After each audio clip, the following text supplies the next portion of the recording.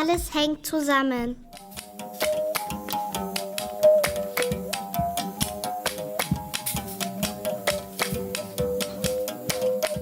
Es war einmal ein Dorf am Rande eines Waldes.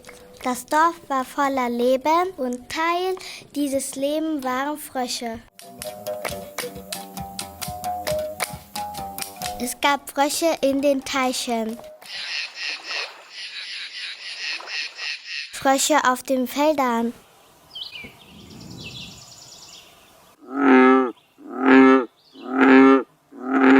und Frösche in den Bäumen, Baumfrösche. Die Dorfbewohnerinnen und Dorfbewohner liebten es, dass ihr Dorf voller Leben war. Nachts quakten die Frösche und piepten ihre Lieder.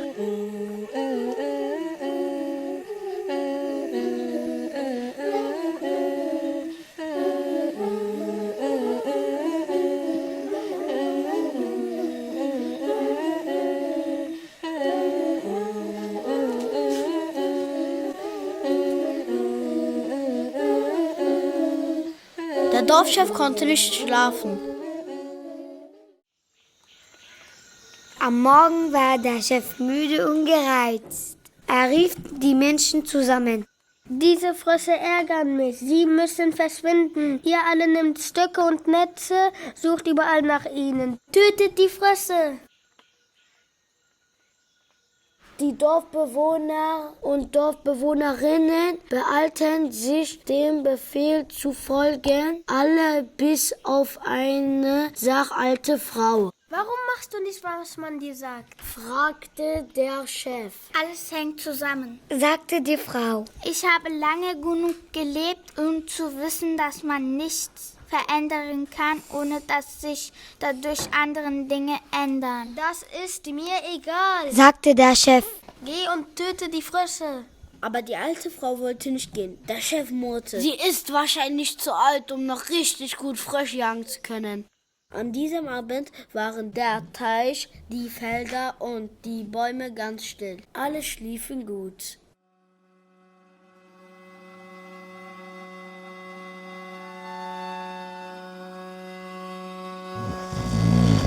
Doch nach ein paar Nächten störte ein anderes Geräusch den Schlaf der Dorfbewohnerinnen und Dorfbewohner. Summ, summ, summ. Stechmücken.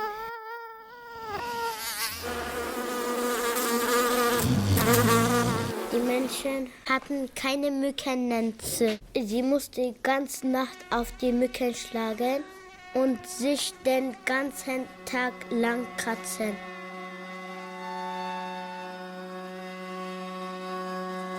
Der Chef war sehr ungemütlich.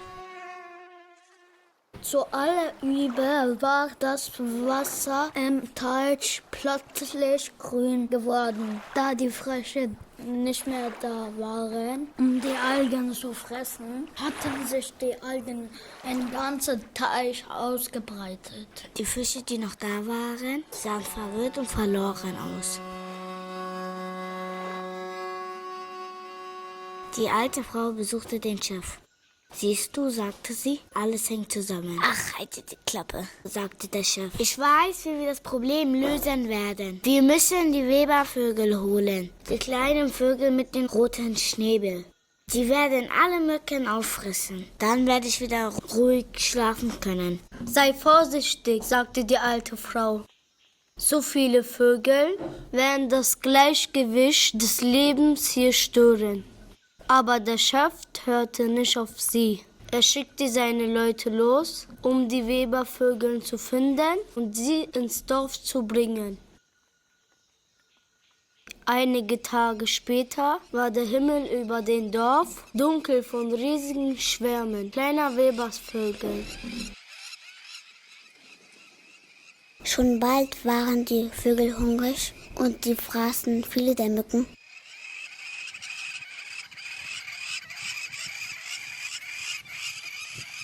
Die Dorfbewohner schliefen tief und fest. Der Chef war sehr zufrieden mit sich. Aber nachdem die Mücken gefressen haben, flogen die Vögel auf das Feld hinaus und fingen an, die Ernten zu fressen. Die Vögel füllten ihre Bäuche mit den schmackhaften Körnern, die die Menschen angepflanzt hatten. Wenn die Vögel alle Körner auffressen, bleibt für die Menschen nichts mehr übrig. Sie würden im Winter verhungern. Als die Menschen das sahen, waren sie sehr verärgert. Sie wussten, dass sie schnell etwas unternehmen mussten. Sie versuchten, die Vögel zu verscheuchen, aber das klappte nicht. Der Chef begann zu schreien: Tötet die Vögel! Diesmal hörte niemand auf ihn. Die vertrauten ihm nicht mehr. Dann war ein lautes Trommeln zu hören. Die alte Frau geht langsam in den Mitte des Feldes. Sie schlug mit einem Löffel auf einen Topf, wie auf eine Trommel.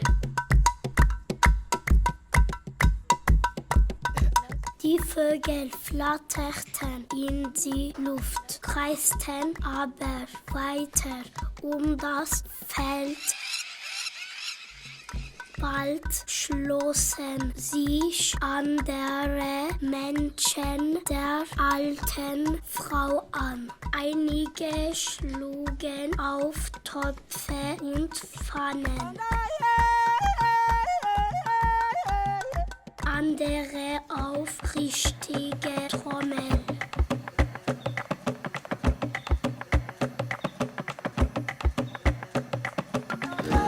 Die Vögel hatten Angst und die trauten sich nicht an die Pflanzen heran. Für sie waren die Klänge bedrohlich. Für die Menschen waren sie Musik.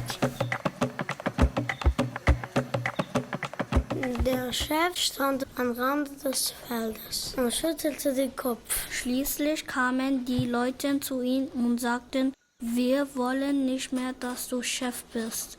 Deine Entscheidungen haben uns alle in Gefahr gebracht. Von nun an werden wir als Gruppe Entscheidungen treffen.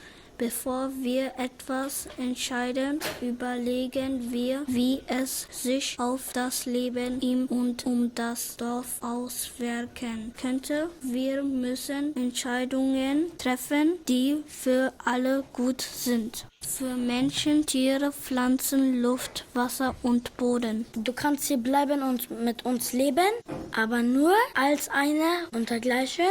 Oder du kannst das Dorf verlassen. Was denkt ihr, was hat der Chef entschieden? Die Dorfbewohner und Dorfbewohnerinnen mussten noch lange ihre Musik spielen, um die Webervögel ganz zu vertreiben. Einen ganzen Monat lang mussten sie spielen, damit es mehr Spaß macht. Machte die Menschen ein Musikfestival raus. Die Leute, die nicht spielten, feuerten die Spiele an und tanzten.